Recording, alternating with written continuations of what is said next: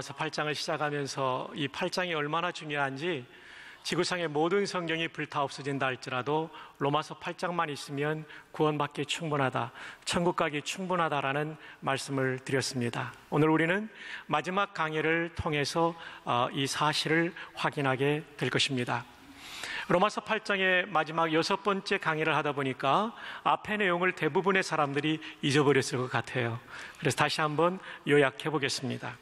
제1강은 로마서 8장 1절로 4절 한량 없는 은혜라는 주제로 우리가 살펴보았습니다.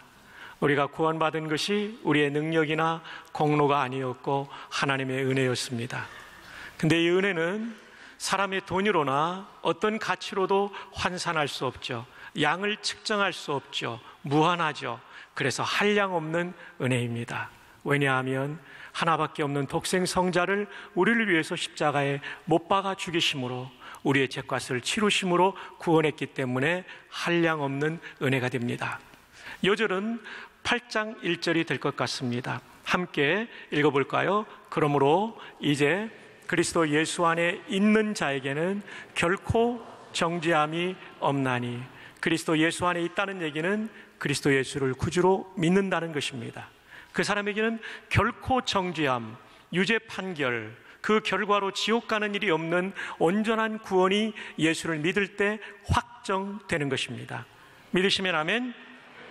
제2강은 8장 5절로 11절에 이르는 본문으로서 생각에서 시작되는 승리. 신앙생활에 굉장히 중요한 것이 어떤 생각을 하며 사느냐는 것입니다. 이 생각에 대하여 요절이 되는 8장 6절은 이렇게 말합니다. 육신의 생각은 사망이요 영의 생각은 생명과 평안이니라. 근데 여기서 육신이라는 용어를 해석해야 되는 용어입니다. 해석할 필요가 있습니다. 육신이란 용어는 헬라말의 사르크스라는 단어인데 이것은 두 가지 뜻이 있다고 말씀드렸습니다. 첫 번째는 인간의 몸, 피지컬 바디를 가리키고요. 두 번째로는 인간의 마음속 안에 있는 죄성, sinful human nature를 가리킵니다. 로마서 8장에서 인간의 육신을 가리킬 때는 두 번째 뜻으로 사용되었습니다. 자, 이런 이해를 가지고 다시 한번 6절을 보십니다.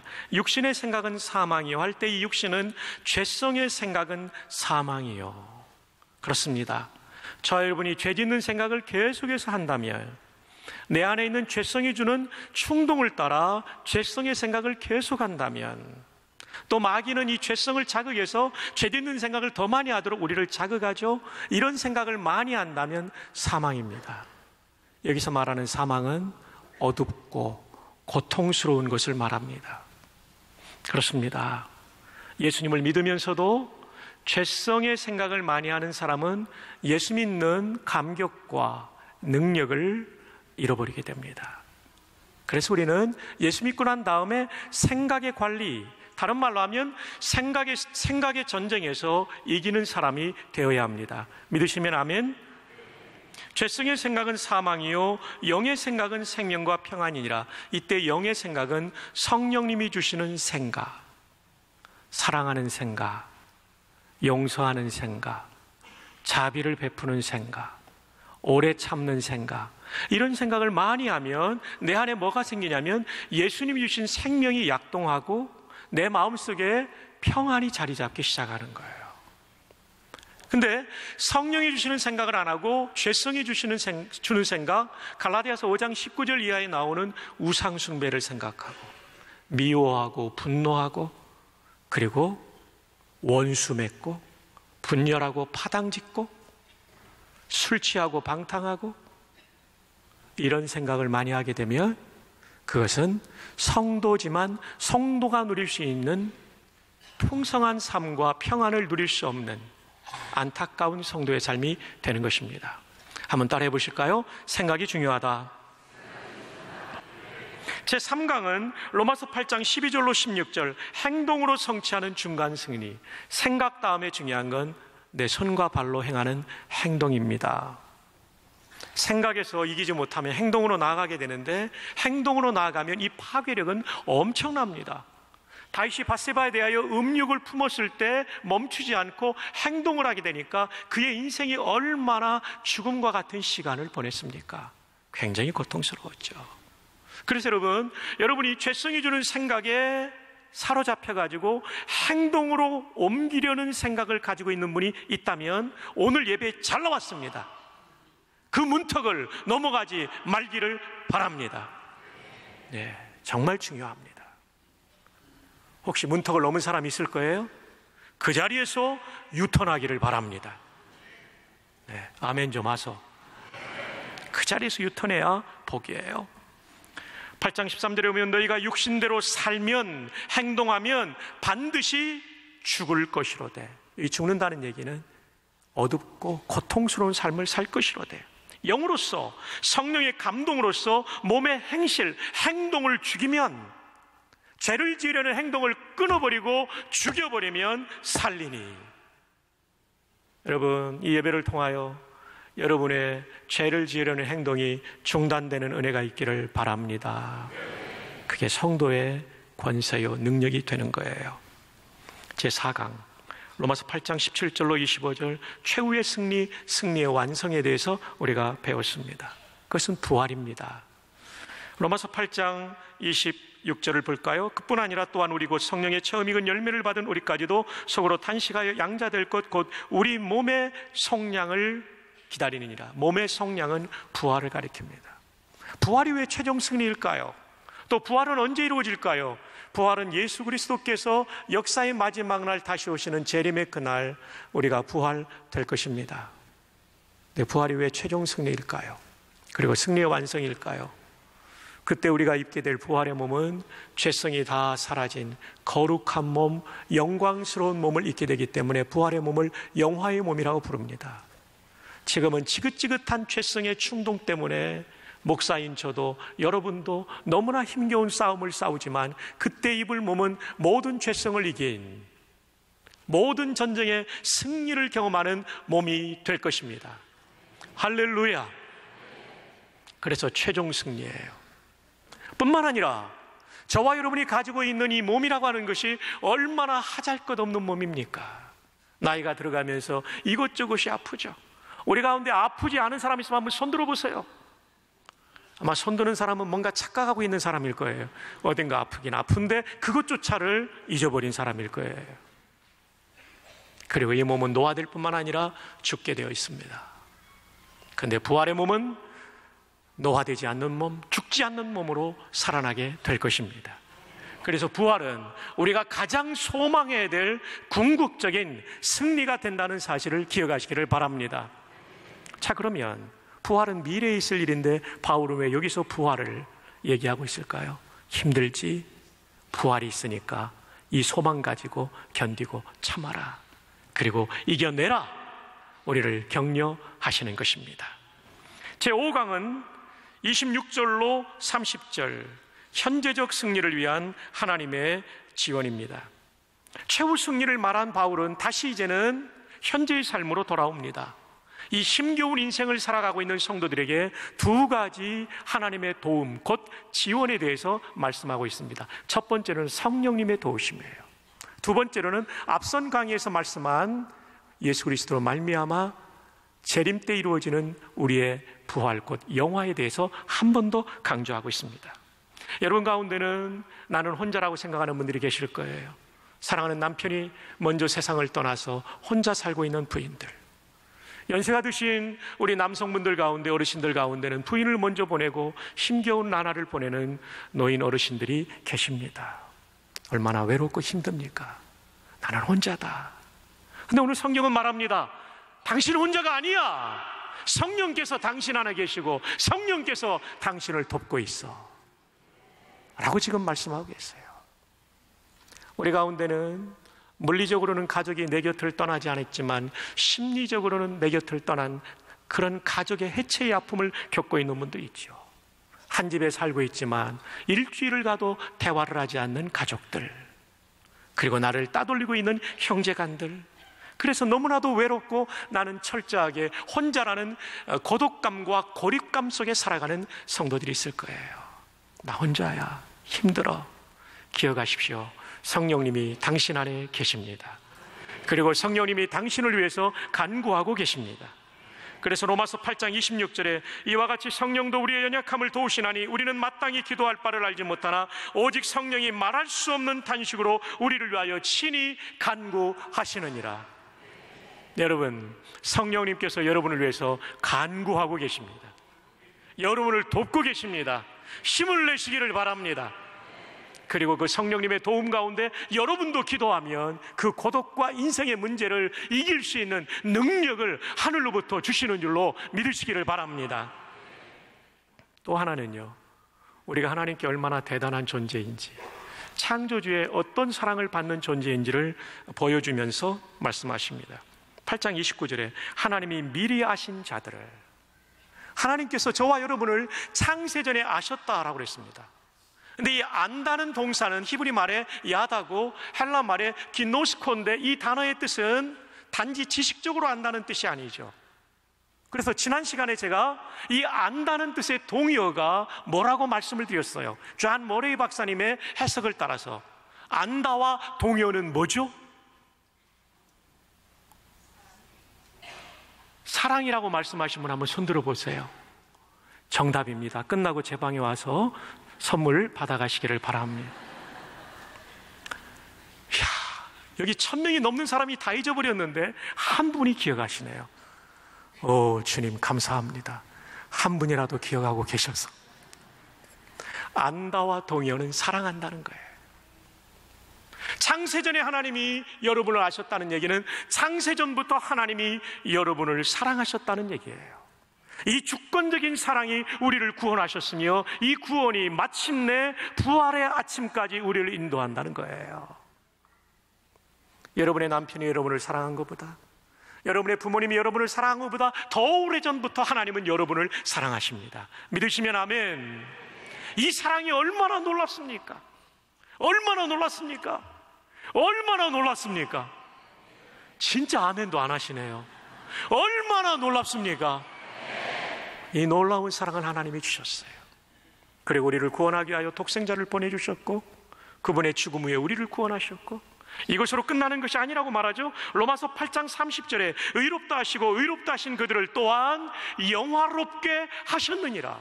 영화롭게 되는 것은 부활의 때에 되는 것인데 미래형인데 과거형을 썼어요. 이런 과거형을 어떤 동사라고 부른다고 했죠? 오 주님, 그들은 모두 잊어버렸습니다. 예언적 과거형 동사. 이 사건은 미래에 이루어질 일이지만 미래에 이루어질 일이 너무나도 확실할 때는 과거형으로 쓰는 것이 성경의 문법입니다. 여러분, 저와 여러분의 구원은 있을 수도 있고 없을 수도 있는 것이 아니라 우리의 구원을 완성하는 우리의 부활은 완벽하게 철저하게 이루어질 줄로 믿습니다. 두 번째 수사 의문문, 누가 능히 하나님께서 택하신 자들을 고발하리요? 누가 고발하리요? 왜냐하면 33절을 읽어보면 누가 능히 하나님께서 택하신 자들을 고발하리요? 왜냐하면 의롭다 하신 이는 하나님이시니.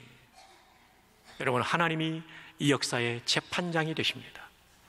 우리 인생과 모든 인류의 재판장이 되십니다. 그분이 최고의 재판장이 되십니다. 그분이 우리에게 무죄를 선언하셨다면 누가 감히 고발할 수 있겠습니까? 예수 그리스도의 보배 피로 말미암아 저와 여러분은 무죄 판결을 하나님께로부터 받은 존재라는 사실을 기억하시기를 바랍니다. 우리의 연약함에도 불구하고 그분의 은혜로 우리는 구원을 받은 것입니다. 세 번째 수사 의문문, 누가 하나님께서 택하신 자들을 정죄하리요? 계속해서 우리의 무죄를 또 다른 각도에서 설명하고 있습니다. 34절, 누가 정죄하리요? 죽으실 뿐 아니라 다시 살아나신 이는 그리스도 예수시니 그는 하나님 우편에 계신 자요 우리를 위하여 간구하시는 자신이라. 누가 우리에게 저 박성규가, 저 누구누구가 이러이러한 죄를 지었기 때문에 지옥 가야 된다라고 감히 구형할 수가 있겠는가? 없다는 것입니다. 왜냐하면 그리스도 예수께서 우리를 위하여 십자가에서 죽어주심으로 말미암아 우리의 죄값을 다 치러주셨기 때문입니다. 그리고 사흘 만에 부활하신 그분은 저 하늘의 보좌 우편에서 우리를 위해서 간구하시는 분이라고 말합니다. 우리를 돕고 계세요, 기도로. 뿐만 아니라 요한일서 2장 1절에는 예수님의 사역을 이렇게 소개하고 있습니다. 함께 읽어요. 시작. 나의 자녀들아, 내가 이것을 너희에게 쓰면 너희로 죄를 범하지 않게 하려 함이라. 만일 누가 죄를 범하여도 아버지 앞에서 우리에게 대언자가 있으니 곧 의로우신 예수 그리스도시라. 죄짓지 않게 하려고 요한일서를 쓰지만 만일 우리가 잘못해서 죄를 짓는다 할지라도, 그래서는 안 되지만 그렇게 죄를 짓는다 할지라도 우리에게는 대언자가 있다. 그분이 바로 예수 그리스도다. 여러분이 대언자라는 헬라 원어가 어떤 단어인지 아십니까? 파라클레토스라는 단어입니다. 이 파라클레토스는 성령님을 가리킬 때 보혜사라는 말로 번역됩니다. 근데 이 본문에서는 대언자라고 번역이 되는데, 여기에 사전적인 1차적인 파라클레토스의 의미는 어떤 뜻이냐면 advocate, 변호사라는 뜻입니다. 그렇습니다. 하늘의 법정에서 예수 그리스도께서는 변호사가 되셔서 범죄한 우리들을 변호하고 계시다는 사실을 기억하시기를 바랍니다. 우리가 범죄할 때마다 마귀는 하나님 앞에 나아갈 것입니다. 박성규가 이러이러한 죄를 졌습니다. 저 인간은 이제 구원을 취소하고 저 인간은 지옥에 들어가야 마땅합니다. 제가 지옥 간다니까 여러분의 얼굴들이 막 살아나고 있습니다. 너무 좋아하는 것 같습니다. 그때 예수님께서 말씀하십니다. 사탄의 기소가 맞습니다. 박성규는 이러이러한 죄를 저지른 게 맞습니다. 그런데 재판장님이시여, 내가 2000년 전에 십자가에서 죽을 때 박성규의 모든 죄 책임과 죄값을 지불했다는 테텔레스타이, 다 이루었다는 사실, 다 지불했다는 사실을 기억해 주십시오. 그때 재판장이신 성부께서 선포하십니다. 마귀의 기소는 이유 없음으로 기각되었다. 박성규는 무죄가 확정되었다. 할렐루야, 할렐루야, 할렐루야. 예수 그리스도께서 지금도 우리를 위하여 변호하고 계시기 때문에 우리의 연약함과 부족함에도 불구하고 우리의 구원은 영원히 확실하다는 사실을 기억하시기를 바랍니다. 그래서 로마서 8장 1절에 그러므로 이제 그리스도 예수 안에 있는 자에게는 결코 정죄함이 없다라고 말한 것입니다. 이제 마지막 네 번째 수사 의문문으로 넘어갑니다. 누가 우리를 그리스도의 사랑에서 끊으리요? 끊을 수 없다는 얘기죠. 이 땅을 살면서 우리는 많은 고난을 경험합니다. 가난도 경험하고 핍박도 경험하고 질병으로 인한 고통도 경험하고 우리는 수많은 고난을 경험합니다. 그런데요, 성도는요, 이 고난이 사라지지 않아도 고난 때문에 낙심하는 사람이 아니라 예수님 사랑 때문에 이 고난을 이기는 사람입니다. 우리 가운데는 경제적으로 여유롭게 인생을 사는 사람도 있는가 하면 평생을 가난하게 사는 사람도 있을 거예요. 저는 이것이 부르심의 차이라고 생각해요. 우리가 가진 돈이나 재능이나 학력이나 이건 다 하나님이 쓰시려는 도구에 불과해요. 더 중요한 건 하나님이 우리를 사랑하신다는 겁니다. 우리가 구원받았다는 것입니다. 우리가 부활의 영광을 누리게 될 것이라는 것입니다. 그래서 이 사랑 때문에 이길 수 있다는 것이죠. 최근에 목사님들 몇 분과 함께 기독교 영화 시사에 참여했습니다. 서서평이라는 영화죠. 작년 7월 10일 강론할 때 이 서서평 선교사님의 얘기를 여러분들에게 나누었던 기억이 납니다. 근데 다시 한번 이 얘기를 나누고 싶습니다. 이 영화가 아주 고증을 잘해가지고요, 아주 좋은 영화예요. 상영될 때 소그룹별로 또 훈련반별로 또 아는 분들이 함께 모여서 꼭 가시면 좋을 것 같아요. 서서평 선교사님은 일리저버트 쉐핑이라는 영어 이름을 가진 분입니다. 1912년 32세 때 대한민국의 처녀의 몸으로 간호사로서 의료 선교를 위해서 광주에 오시게 되었습니다. 이분은 본래 상처가 대단히 많았습니다. 아버지가 누군지 모르는 사생아입니다. 독일에서 태어났는데 이 영화를 보면 나오는데 이것을 추적해가지고 1800년대에 호적까지 찾아요. 아마도 큰 부잣집에 부유한 남자가 하녀로 있는 셰핑의 어머니를 범합니다. 그리고 셰핑을 가지게 돼요. 어머니는 셰핑을 키우다가 미국으로 혼자 가버립니다. 셰핑은 할머니 밑에서 자라나게 되는데 가톨릭 학교를 다니는데 엄마 없는 아이라고 아이들이 놀려대면서 정말 상처를 많이 받고 외로운 어린 시절을 보내요. 12살 무렵 할머니가 돌아가요. 유일한 보호자가 세상을 떠나니까 그는 엄마의 주소를 들고 대서양을 건너 뉴욕항으로 가게 되는데, 여러분 뉴욕항에 가보신 분들 알죠? 자유의 여신상에 있는 앨리스 섬이 바로 이민국이었어요. 그 당시에. 거기에서 그는 엄마가 찾아올 때까지 외로운 시간들을 보냅니다. 엄마를 만나서 너무나 좋았어요. 마미 하면서 너무 좋았어요. 그런데 엄마와 신앙적인 갈등을 겪게 돼요. 엄마는 캐톨릭이고 셰핑은 개신교거든요. 프로테스탄트거든요. 그래서 엄마와 합의가 너무 힘들었어요. 그리고 그녀가 선교사로 가기로 결정할 때 엄마가 이 딸을 버려버리죠. 또 한 번 버림당하는 아픔을 겪게 됩니다. 이런 사람들에게 나타나는 현상은 마음에 상처가 깊으면 말이 강하고, 그리고 다른 사람에게 상처를 주기 쉬워요. 근데 그리스도의 은혜와 사랑으로 이 상처를 치유받은 셰핑은 광주에 와서 무려 14명의 고아를 양자와 양녀로 입적해서 키웁니다. 처녀의 몸으로. 그리고 무려 38명의 과부를 돕는 정말 훌륭한 사람이 되죠. 그는 광주에 와서 셰핑이라는 이름을 발음하기 힘든 조선인들을 위해서 이름을 바꾸게 되는데, 어떻게 바꾸냐면 서서평, 첫 번째 성으로 나온 서자는 서서히 할 서자입니다. 두 번째 나오는 서자는 천천히 할 서자입니다. 그게 그거지만 하여튼 비슷한 이름이죠. 평자는 모난 성격을 깎아가지고 평평하게 해서 다른 사람들에게 상처를 주지 않겠다는 뜻이죠. 그녀는 이름 그대로 정말 수많은 사람들에게 사랑을 나누는, 상처를 엄청 많이 받았지만 상처를 치유받은 치유자가 되어서 또 다른 사람을 돕게 되었죠.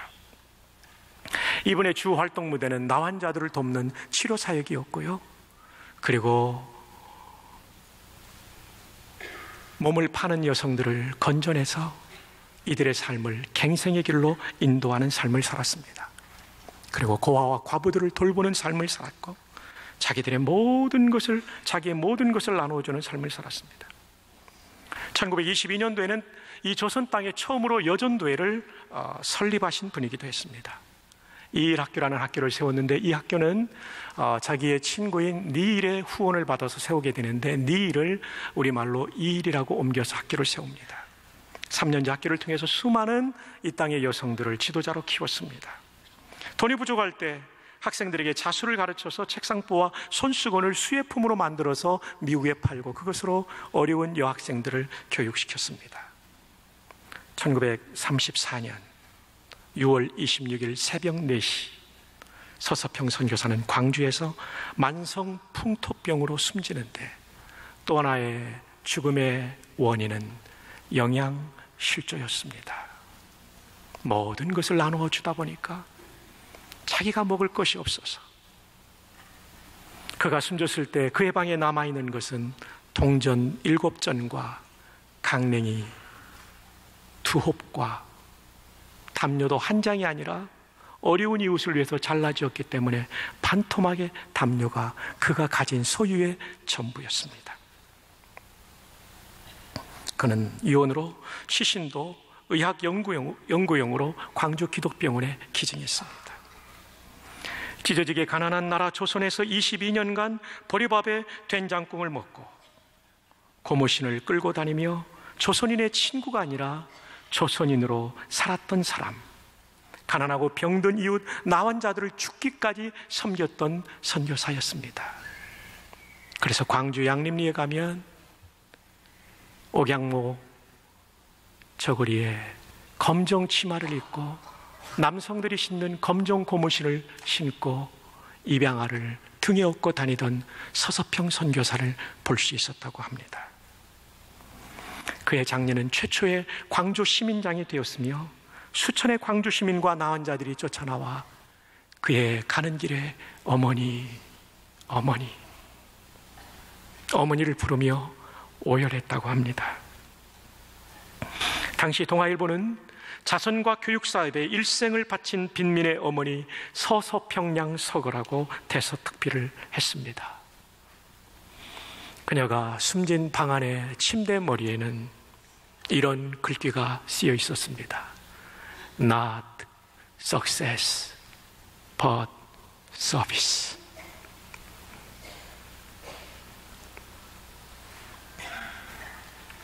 성공이 아니라 섬김이다. 그녀는 나를 위해 죽임당한 예수 그리스도의 끊을 수 없는 사랑에 감격해서 그도 예수의 길을 따라 걸어간 것이죠. 로마서 8장을 우리가 덮으면서 우리도 예수님의 그 길을 따라갈 수 있기를 바랍니다. 지난주에 선물로 받은 서서평이라는 책, 이 책의 추천사에는 1950년, 51년 우리 교회 여전도사님이었던 주선혜 박사님, 장신대 대학원장을 지내신 주선혜 박사님의 추천사가 나옵니다. 서서평, 그로 하여금 세상에 그토록 특별하고 값진 삶을 살게 했던 것은 예수님의 사랑이 녹아져 그분을 닮아보겠다는 생각 때문이었을 것이다. 그는 위대해지고 싶어서도 아니었고 업적을 남기고 싶어서도 아니었을 것이다. 그저 예수를 사랑하는 그 사랑에 이끌려 살았을 뿐일 것이다.